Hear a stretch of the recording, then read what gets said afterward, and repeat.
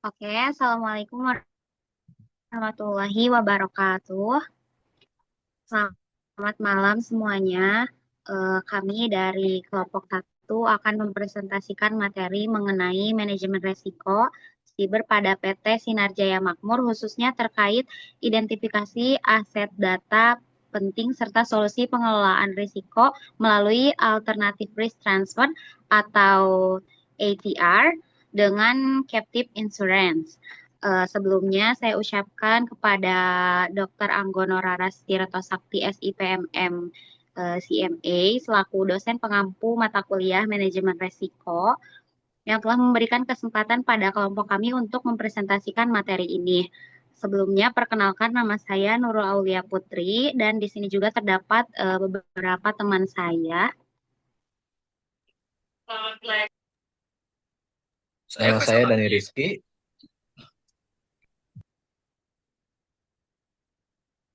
Nama saya Yusuf.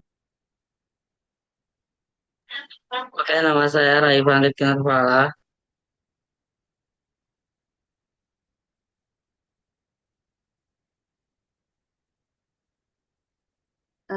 Baik, langsung saja kita masuk ke materi pertama.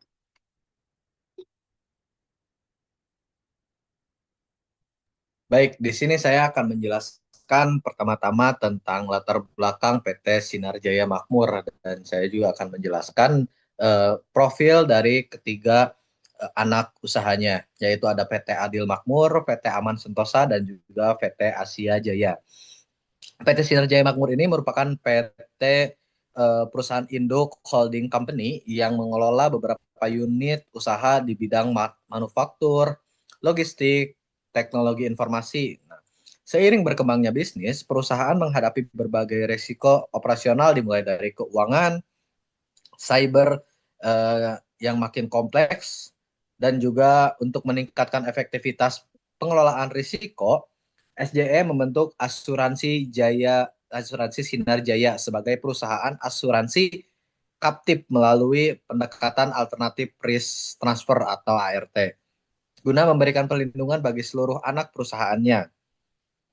Nah, anak perusahaannya itu ada tiga. Yang pertama PT Adil Makmur yang bergerak di bidang manufaktur barang konsumsi dengan fokus pada produksi dan distribusi produk ke pasar nasional. Yang kedua ada PT Aman Sentosa yang bergerak di bidang logistik dan distribusi menyediakan layanan transportasi, pergudangan, dan manajemen rantai pasok. Yang ketiga ada PT Asia Jaya. PT Asia Jaya ini adalah perusahaan yang bergerak di bidang teknologi informasi, menyediakan layanan pengembangan aplikasi, sistem digital, dan juga infrastruktur TI bagi grup perusahaan. Selanjutnya, ada alternatif risk transfer atau ATR. Alternatif risk transfer ini adalah strategi pengelolaan risiko yang menggunakan metode selain asuransi konvensional untuk mengurangi dampak kerugian perusahaan. Nah, salah satunya bentuk dari ART ini adalah asuransi captive atau captive insurance atau captive in insurance. Nah, yaitu perusahaan asuransi yang dimiliki oleh suatu grup usaha untuk memberikan perlindungan terhadap risiko yang dihadapi perusahaan dalam grup tersebut. Nah, dalam perusahaan ini, SJM membentuk perusahaan yang bergerak di bidang alternatif risk transfer ini. Nah, apa sih manfaat yang didapat dari perusahaan ini atau manfaat dari alternatif risk transfer ini? Manfaatnya yang pertama ya ada efisiensi biaya premi asuransi. Nah, yang kedua, pengelolaan risiko lebih terintegrasi karena dalam satu sistem. Nah, yang ketiga, proses klaim lebih cepat. Yang keempat, meningkatkan stabilitas keuangan perusahaan. Dan yang kelima, memberikan perlindungan yang lebih fleksibel terhadap berbagai risiko bisnis dan juga termasuk risiko cyber.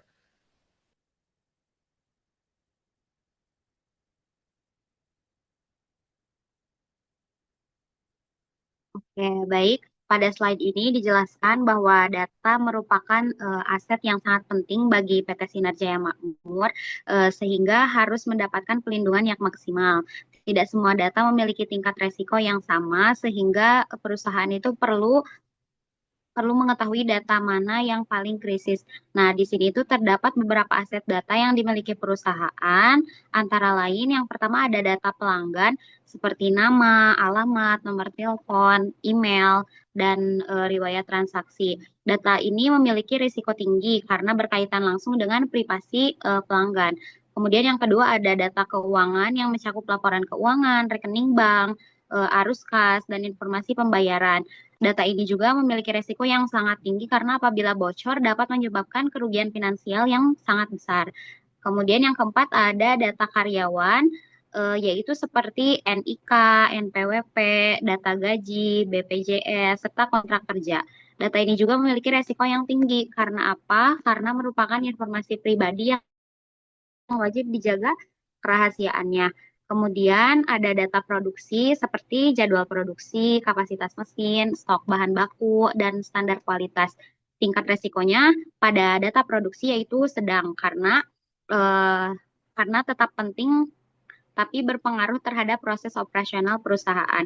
Selain itu, terdapat juga data logistik yang berisi informasi pengiriman, lokasi armada, dan dokumen distribusi dengan risiko yang tinggi. Ada juga data vendor seperti kontrak kerja sama dan informasi pembayaran pada pemasok. Resikonya sedang.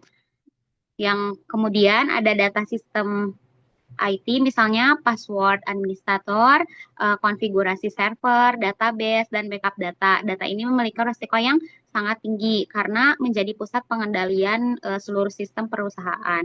Nah, selanjutnya kita menghadapi beberapa ancaman cyber seperti phishing, malware, atau ransomware, hacker, dan lain-lain. Jika ancaman tersebut berhasil menyerang, dampaknya dapat berupa kerugian finansial tergantung operasional perusahaan, menurunnya kepercayaan pelanggan, atau munculnya sanksi hukum, sehingga rusaknya reputasi perusahaan. Oleh karena itu, perlindungan data ini menjadi salah satu langkah penting untuk menjaga keberlangsungan bisnis di perusahaan. Terima kasih.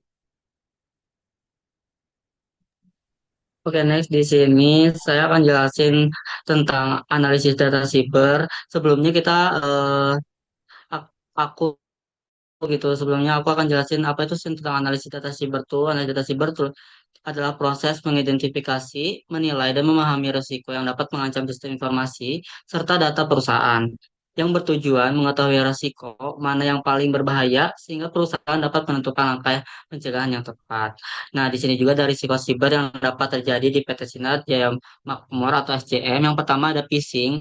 Phishing itu apa sih? Phishing itu adalah penipuan melalui email atau pesan palsu untuk mencuri akun dan password. Kedua ada ransomware. Data perusahaan dikunci oleh hacker dan hanya bisa dibuka jika membayar tebusan. Dan yang ketiga ada data breach atau kebocoran data pelanggan, karyawan, atau data keuangan. Ada malware, virus yang merusak sistem komputer dan jaringan perusahaan. Dan yang terakhir juga ada insider threat atau penyalahgunaan akses oleh karyawan atau pihak internal. Oke, boleh next. Nah, di sini juga aku akan jelasin tentang dampak, tingkat risiko, dan prioritas penanganan risiko. Di sini aku jelasin yang pertama ada prioritas yang harus dilakukan perusahaan. Yang pertama, meningkatkan keamanan jaringan dengan firewall atau antivirus. Yang kedua, menggunakan autentikasi dua faktor, multifaktor authority atau MFA. Yang ketiga, melakukan backup data secara berkala. Keempat, memberikan pelatihan keamanan siber kepada seluruh karyawan. Kelima, melakukan audit keamanan sistem secara rutin. Dan yang terakhir, mengalihkan sebagian risiko ke asuransi Sinar Jaya sebagai captive insurance agar kerugian finansial akibat serangan siber dapat diminimalkan. Nah, di sini juga ada tingkat risiko siber. Ada risiko tinggi yaitu ransomware mengunci data perusahaan sehingga operasional dapat terhenti dan menimbulkan kerugian finansial yang sangat besar. Yang kedua ada data breach, kebocoran data pelanggan atau perusahaan yang dapat merusak reputasi dan menimbulkan masalah hukum. Yang ketiga ada insider threat, penyalahgunaan akses oleh pihak internal yang berpotensi membocorkan informasi penting. Di sini juga ada risiko sedangnya, yaitu phishing, penipuan melalui email atau pesan palsu yang mencuri akun dan kata sandi. Ada malware, virus, atau program berbahaya yang dapat mengganggu kinerja komputer dan jaringan perusahaan. Di sini juga ada dampak terhadap perusahaannya. Yang pertama, ada finansial, meningkatnya biaya pemulihan sistem dan potensi kehilangan pendapatan. Ada operasional, aktivitas bisnis menjadi terganggu atau bahkan berhenti sementara. Ada reputasi, kepercayaan pelanggan dan mitra bisnis menurun. Dan yang terakhir, ada hukum, perusahaan berisiko menerima sanksi apabila gagal melindungi data yang dikelolanya. Baik, di sini selanjutnya ada Captive Insurance. Captive Insurance atau asuransi Captive merupakan perusahaan asuransi yang didirikan dan dimiliki oleh suatu perusahaan atau kelompok perusahaan yang pada saat ini yaitu dibangun oleh PT Sinar Jaya untuk tujuan utamanya memberikan perlindungan terhadap resiko yang dihadapi oleh perusahaan pemiliknya. Berbeda dengan perusahaan asuransi komersial yang menawarkan produk kepada masyarakat luas, Captive Insurance hanya memberikan layanan kepada perusahaan yang berada dalam satu grup atau perusahaan induknya. Untuk alasannya sendiri, PT Sinarjaya membentuk dan membuat Captive Insurance ini yaitu satu mengurangi biaya premi dibandingkan menggunakan asuransi komersial. Selanjutnya dalam mengelola risiko perusahaan secara lebih efektif dan terkontrol, menyediakan perlindungan yang disesuaikan dengan kebutuhan perusahaan, mengurangi ketergantungan pada perusahaan asuransi eksternal, menjaga stabilitas keuangan perusahaan dalam jangka panjang. Untuk cara kerjanya, setiap perusahaan dalam Sinarjaya Group membayar premi kepada asuransi Sinarjaya, lalu dana premi dikumpulkan dan dikelola sebagai cadangan risiko. Jika terjadi kerugian atau perusahaan mengajukan klaim kepada asuransi Sinarjaya, asuransi membayar I, DIM sesuai ketentuan polis. Yang kelima itu yang terakhir apabila terjadi resiko yang sangat besar, sebagian resiko dapat dialihkan kepada perusahaan perusahaan reasuransi. Untuk strukturnya sendiri bisa dilihat pada gambar di samping PT Asuransi PT Asuransi Sinarjaya menaungi semua bagian grup dari PT Sinarjaya, baik itu logistik ataupun yang lainnya. Baik, next.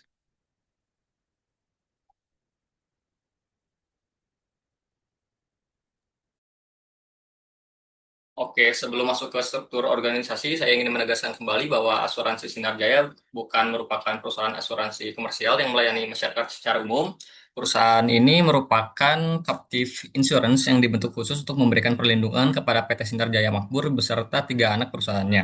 Oleh karena itu, struktur organisasi yang kami rancang dibuat lebih ringkas dibandingkan perusahaan asuransi komersial, namun tetap mempertahankan fungsi-fungsi utama yang dibutuhkan agar kegiatan operasional dan pengelolaan risiko dapat berjalan secara aktif. Next.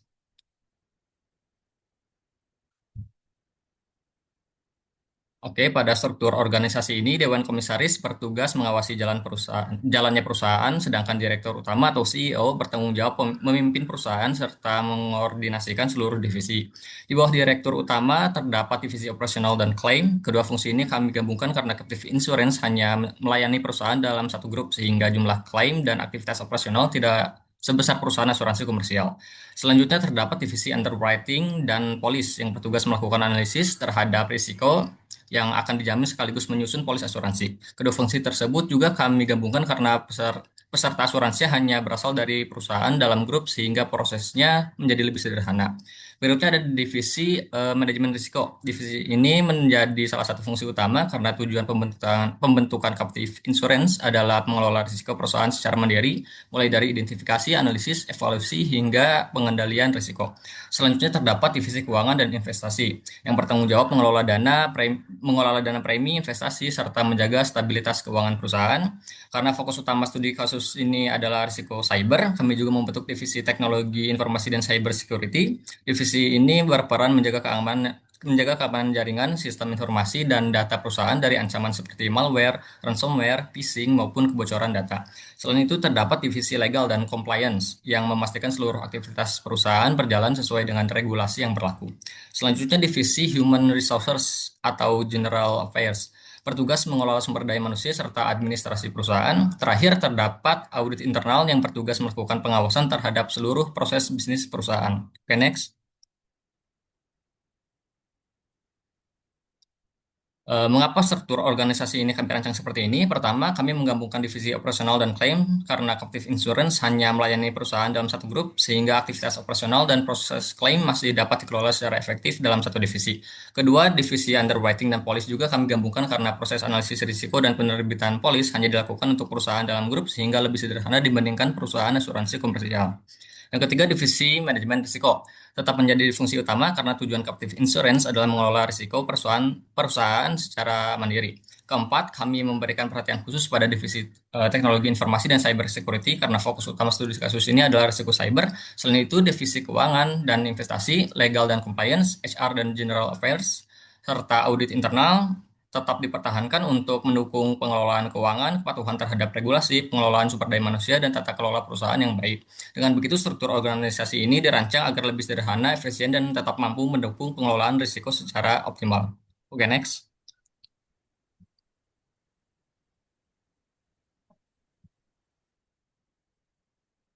Baik, sebagai kesimpulan, PT Sinar Jaya Makmur ini memiliki berbagai aset data penting yang perlu dilindungi dari risiko cyber. Karena serangan cyber dapat mengganggu operasional, menyebabkan kerugian finansial, dan menimbulkan masalah hukum serta merusak reputasi perusahaan. Untuk mengurangi risiko tersebut, perusahaan dapat menerapkan alternatif risk transfer atau ATR melalui captive insurance sebagai bentuk pengelolaan risiko secara mandiri. Dengan didukung struktur organisasi yang jelas, setiap bagian dapat menjalankan perannya dalam mengelola risiko sehingga keamanan data dapat keberlangsungan bisnis perusahaan tetap terjaga.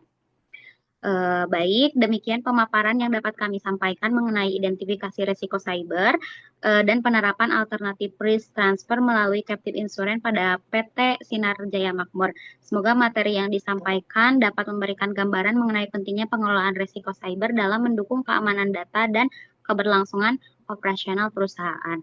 Terima kasih atas segala waktu dan perhatiannya. Wassalamualaikum warahmatullahi wabarakatuh.